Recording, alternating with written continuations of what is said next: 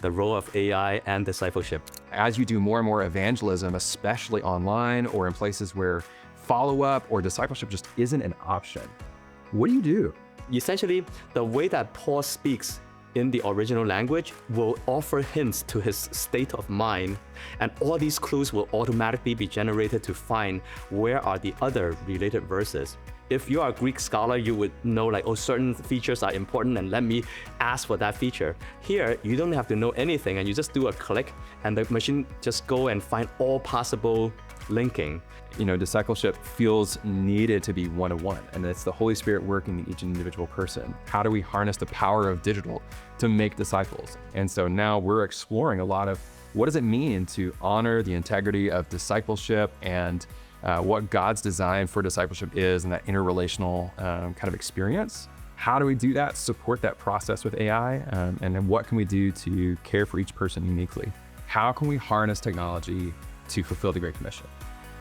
All right, well, my name is Wes Brooks. I'm the co-founder of Venture, and we are an AI discipleship coaching platform to help each person find and take their next best step with Jesus. And so I'm joined today by Wei-Jing. Hi, I'm Wei-Jing, and I'm part of the Cherith Analytics organization. Our tagline is AI for Faith. So I guess a little bit of context for people watching. What is AI and discipleship look like? I think there's some interesting different takes on it. Yes. Some challenges and some opportunities there. Yeah, and I think it would be good for us to first describe what we think are the key issues. And first of all, what is this AI with discipleship? Because when you think of discipleship, it's really about life on life. There's no AI, so why are we even talking about this? That's a great question. Yeah, so it's interesting, right? Because so much of God's design, as we saw Jesus and all the early disciples embodying what does it mean to make disciples and to grow as disciples, it was a lot of relational dynamics. And so ultimately, discipleship feels needed to be one-on-one, and it's the Holy Spirit working in each individual person. But there's a lot of aspects and dimensions of that AI could actually assist and help. And so I think there's some real opportunities to say, how can new technologies, whether it be AI or something else, I don't know about you, but I know for us, a lot of our passion is how do we harness the power of digital to make disciples? And AI just happens to be one of the best tools for that. And so now we're exploring a lot of what does it mean to honor the integrity of discipleship and what God's design for discipleship is and that interrelational kind of experience. How do we do that, support that process with AI, and then what can we do to care for each person uniquely? Yeah, thank you, Wes. You really nailed the key point about the role of AI and discipleship, because we'll talk about some negative examples later. But if the key takeaway for the audience, I just want to highlight again what you said, which is AI assisted discipleship. That discipleship alone is great, and that's what's needed. But now that we have new tools such as AI, how can it really amplify our goal? So I think that's a very nice framing for our whole discussion. And of course, we'll discuss all the different ways. And I think it would be helpful for us first to talk about the kind of AI that's out there in case our audience is not sure what are we talking about. Sure. But then also to talk about some of the fears and bad examples of why people are distrusting AI. And then we can talk about examples of how, for example, in your organization, you're actually having great use of AI and doing discipleship. So I'll leave it to you perhaps to just open us up with a little bit of description of AI, and then we can share some crazy stories of how people are using it badly, and that's always fun, right? Yeah. Totally. Well, it's an interesting challenge, right? Because AI is one of those things that right now there's so much fear and concern, and I think that it's valid in many ways because it's a new thing that people don't understand. And I think that one of the number one challenges with AI or technologies like it is that it's just hard to keep up. It's hard to understand what on earth is going on with this space. And it can be a little bit frightening. The narrative can be, oh my gosh, is it the Terminator, right? Yes. We're very concerned about that. And I think as technologists in this space, our thought, my thought at least, I'd love to hear your thought too, is, it's a technology that can be harnessed and redeemed for the sake of the gospel. Because when you understand the underlying technology behind it, AI in many ways is birthed out of machine learning, which is birthed out of algorithms, which is a very fancy way of saying, I don't know about you guys, but for me, I learned about y equals mx plus b in school. And it's what's the line of best fit? If you started to plot some some numbers and some data in this kind of XY grid and try to find what's the best line of best fit in that. That's the y equals mx plus b thing, right? That is the fundamental mathematical layer underneath a lot of this technology. And so it's all about how do we get better and better and better at that? So just as understanding and learning and technology and science have advanced through the years, so has our capabilities in leveraging that kind of capability and technology. And so I think AI as we know it today has birthed out of some of the machine learning technology, which is predictive, trying to predict what's the next data point to go. So that line of best fit, continuing that out further.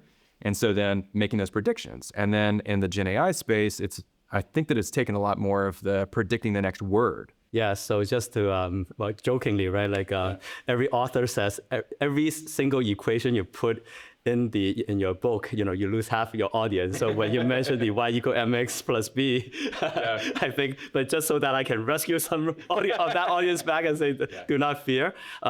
So many years ago when I finished my physics PhD, God has a way of just guiding me right after graduation to work at IBM Research Center, which was at that time the beginning of AI research. And so certainly, what you mentioned is like that's the things that we were playing. And so having a history of, many years just watching the field grow. And what I always hope to do is to demystify AI and also a lot of technologies. And mainly because of the danger and the church and actually for public in general is that when you have a new tool, especially high tech, it often is a black box. And as this black box is becoming more and more powerful, we tend to think of it almost like a demigod. And so, it's the wrong kind of worship, right? We over fear it and all that. And so I think part of the role of a Christian technologist really is to demystify these things and just say, showing what they really are and that, they are not God, they are not that powerful. And we'll talk about exactly, for example, even when we think of, wow, this ChatGPT is doing so many amazing things, like what does it really think more simply so that we can say, okay, it's not that big a deal, although it's very useful. So along these lines, with AI, what it does is really, it requires human behavior, or like that's why we talk about data a lot, right? That's why we talk about how when people enter their information or put email, using Google, Gmail, or in Facebook, the way that you enter all these things, AI is nothing more than taking all these data that you enter and try to find patterns so that next time when it generates something, it will follow these patterns. And in essence, having a machine that just try to mimic human behavior. So in some sense, the audience can think of like an AI bot then, for example, as just a, think of the high schooler, mentality, right? And then, but it's just that this high schooler can do things very fast. So that, so the one example is that, a lot of people think of ChatGPT and how powerful it is. And, and say, wow, you ask it a question and it answers so well. And wow, it seems to be a god, right? For example, like that, it knows everything and all that. And quite often I always just remind people and say, well, before ChatGPT comes along, like 5 years ago, before any of the AI comes along, you use Google and you do search, but then search was not that impressive to you. Not that it's not powerful, but that it's just that most of us are lazy. We never go and read through the 100 of answers, because if you did, then all that knowledge is basically, you would say, wow, this system knows so much. And so in some sense, a simple way of thinking of ChatGPT is really a high schooler who has access to Google and went ahead and read through the thousands of answers and then give you a summary.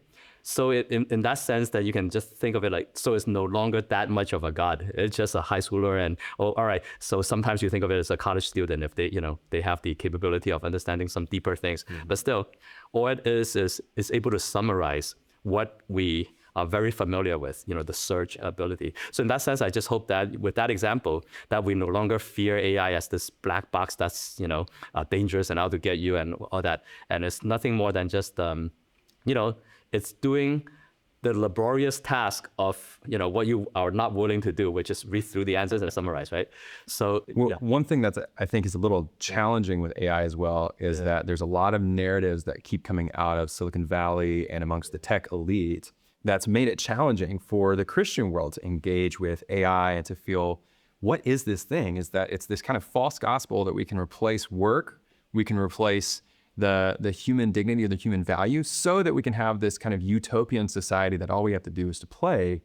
There's some challenges with that. And it's first and foremost, the creation mandate was God's design. And then ultimately, with that creation mandate, he said to fill the earth, subdue it, and to multiply forward. And so as we engage with technology and build these things, it's about helping us to do more. And so especially in the context of Great Commission, how can we do more evangelism? How can we do more discipleship? How can we do more multiplication? And I think that's our context and interest, is that if there are these technologies that can be harnessed for the sake of the gospel, how might we do that? I think that's part of the point of this discussion today, is around in the context of discipleship. What does it look like to actually apply some of these technologies towards helping people grow, mature? And in that context of discipleship, there's a lot of models for that. How does AI fit in with this? Yeah. Let's look at some negative examples, because that's always good lessons, right? Like, what not to do.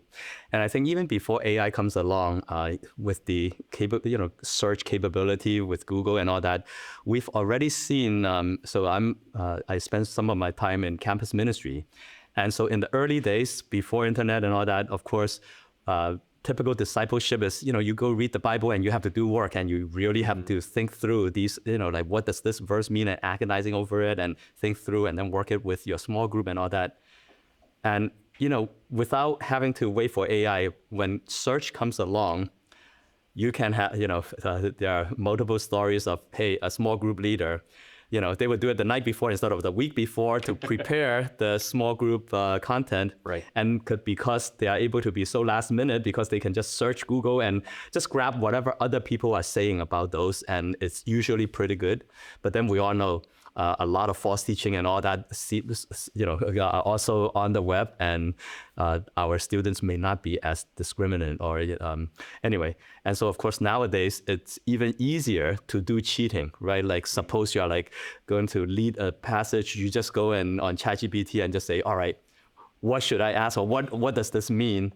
And who knows what answer you will get back. And even if you got back the right answer, it doesn't help the Bible student to just know how to search, because when you just regurgitate whatever is feedback from the result, right? Like, you are just learning to do copy and paste. You are not really learning critical thinking and all that. Right. So that's one negative example that we hope to highlight and just say, for the mentors and the elders in the church, you need to guide the mentees, the growing Christian, to really learn the critical skills, and also, really to dwell in the word and meditate on it, and the traditional discipleship stuff, right? 100%. Yeah.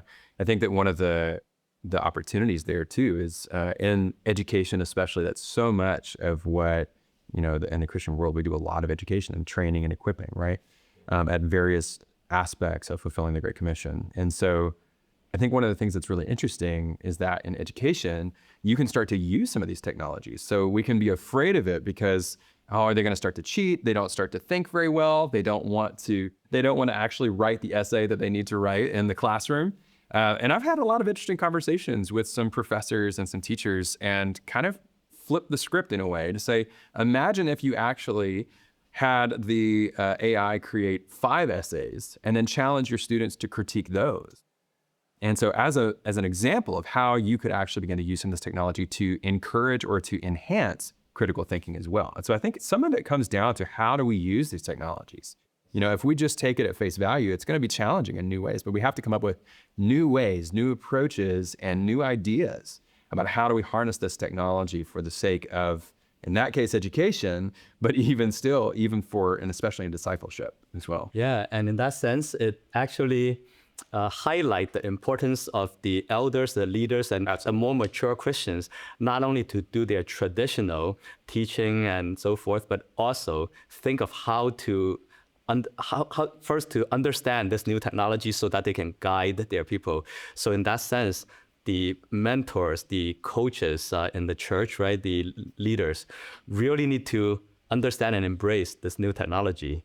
And it's not just like you can avoid it. Right. One of the most helpful ways that I've actually seen people overcome kind of that fear or concern, especially as younger generations are using this more and more and it becomes more normative, I think is actually just trying it yourself, which is as challenging and as hard as that might sound. Just go into ChatGPT, put some things in and just get a feel for what's there. Just ask it the hardest questions. Just give it the rundown in a way, because just by trying it, you'll actually discover limitations of the technology and opportunities in the technology too. Because I think that when it comes to technology in general, it's about how do we harness it for the sake of accomplishing the purposes that God has given us and entrusted us with. And so if you are a seminarian or if you are someone who is a pastor at a local church, I would just encourage you to try it yourself and to dig in and to think of creative ways to encourage that critical thinking, or to encourage how might we actually use this in ways to further the kingdom there. And so I think that's some of the work that we've both been doing in our professional lives as well, is how might we actually harness this technology for the sake of the gospel and especially the discipleship. So that's a great segue into some of the positive examples that we're doing for ministry specifically, because people can certainly look on the web and find all the other ways of AI being used at work and enhance productivity, a lot of good things. But let's focus on ministry and discipleship.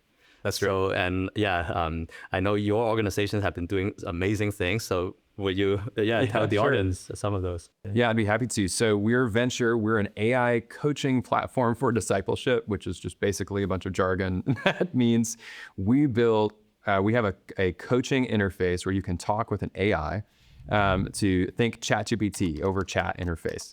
And you can ask it questions. It gets to know you a little bit, but ultimately the goal is to build a personalized discipleship experience unique to every single person. And so part of that has come from a place of, we come from a digital evangelism background. We used to work with Crew and love the heart and the ministry of them and many other discipleship-oriented organizations.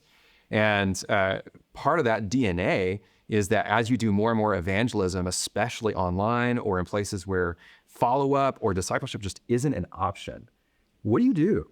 And I think that's been the space that we've been prayerfully considering with the Lord for the last several years. How might we close the kind of capacity gap in many ways for discipleship and follow-up? And so whether it's a local church who has too few pastors, because we all don't have enough people, right?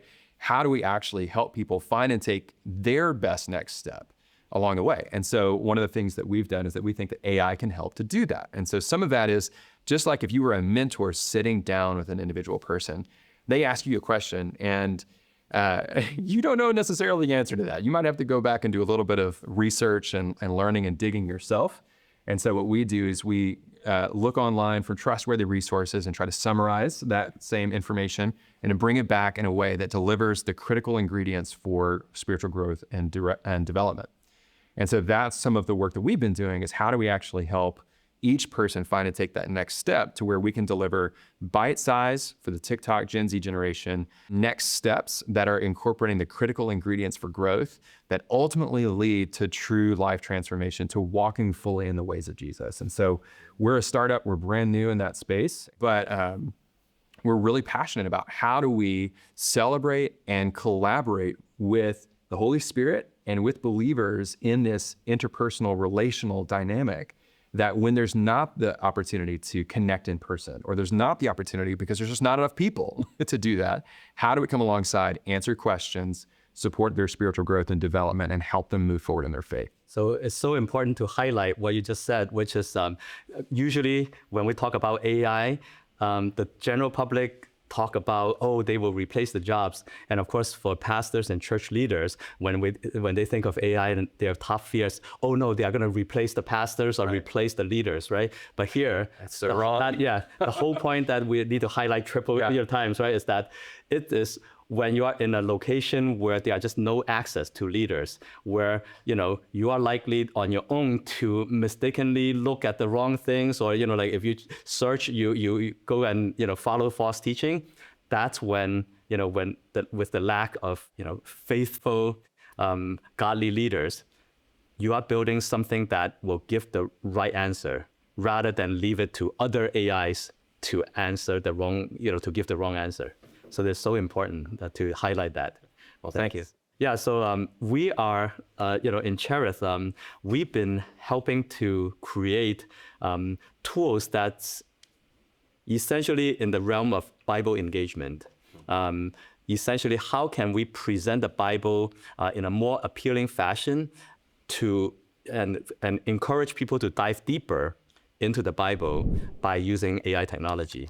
So you can say it's Bible visualization. It's so one of the projects that we had done, just to illustrate this example of AI, is how can we bring the original language, Greek and Hebrew, that's the ancient texts. Can we bring that to the user as they are reading the normal, for example, like if you are reading the ESV or NIV, right? There's the English, but we need to remind people that these are only translations and there's an original Greek. And so what pastors do every Sunday, as they do expository teachings, is really they remind you of the original words and what their meanings are. So we hope to do that. And part of the reason is that this tool would allow leaders, church leaders throughout the world, especially in the global South, where many of these pastors may not either cannot afford a seminary education, or in places that are more restrictive, and you can fill in the blanks of which nations those are. They just cannot have a seminary education. They know the good news, they are passionate about the word, but how can they get a hand on the original meaning? And so we have this tool that allows you to, as you are looking at, your version of the Bible, and it would highlight and underline and essentially to say where are the original language words. And so when you click on these words, they will display what other obviously like as much of the dictionary information there is about this word, but also how is this original Greek word translated in this version of the Bible. So for example, logos, which for the scientific whatever, like lambda, gamma, all these symbols that show up in equations at least allow you to read, Greek a little bit, but then you can say, okay, this symbol, right, this thing, logos, it's translated, 3 times, or, like 30 times as, the word, but then in other places, other, right? And if you change the version from NIV to ESV, well, the number of times that it's been translated as the word may change a little, and where are those places? So our technology would allow you to have all these related verses and the related translations show up, so that when you see, and everything's still in English, but they are being tied to by the original Greek word. So you can just get a sense of, if it's being able to translate it to all these other words, wow, its meaning must be broadened. It's not just a word as a grammatic entity, but wow, it really is this concept of, the weight and the truth and all that. And so the Bible would really come alive as you're able to go back to the original text rather than being trapped by the constraints of language such as English. And so, and we do that for other languages as well. Another example that just came out recently is we have, and I'm very proud to say, we have probably the world's best Greek search for the Bible. And the reason is, you would have to be a Greek scholar to really appreciate it, because when, let's say, imagine you have a verse, let's say Paul, in one of his epistles, had a certain line, and suppose he used words that are somewhat rare. So if you go back to the original Greek, it's very rare, and so you can't have comparison with other verses. Well, if you click on that word, we are able to look at all the different contextual information, so that even if that particular word doesn't show up anywhere in the Bible, but like, the previous word may be this, well, the following 2 words, the tense may be in a third person, singular, but in a progressive form or incomplete, all these grammatic. Essentially, the way that Paul speaks in the original language will offer hints to his state of mind, and all these clues will automatically be generated to find where are the other related verses, in a way that you don't even know what you want. Like, if you are a Greek scholar, you would know like, oh, certain features are important and let me ask for that feature. Here, you don't have to know anything and you just do a click and the machine just go and find all possible linking and find you. And so I was actually just demoing it with a Greek scholar the other day, and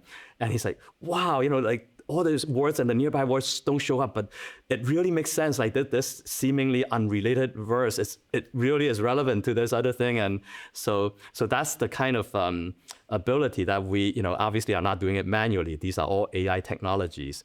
And so it just, these are just sporadic examples of what we can do, but it's just I'm hoping that as more of the Christ's body, right, embraces new technology, we can really do some amazing progress, both in discipleship as well as in just understanding the word. And yeah, there's a lot of opportunities. And I think what always encourages me in this space, as both a technologist who loves the in-depth technology details of this, is that you and I are working together to say, how can we harness technology to fulfill the Great Commission, right? Yes. How do we harness technology to help people become Christians, grow in their faith, embracing the body as part of the body of Christ, and to using that technology together? And so I think that my thing that I would love for everyone here to take away would be, look, that we need more people that are interested in that technology to give it a shot,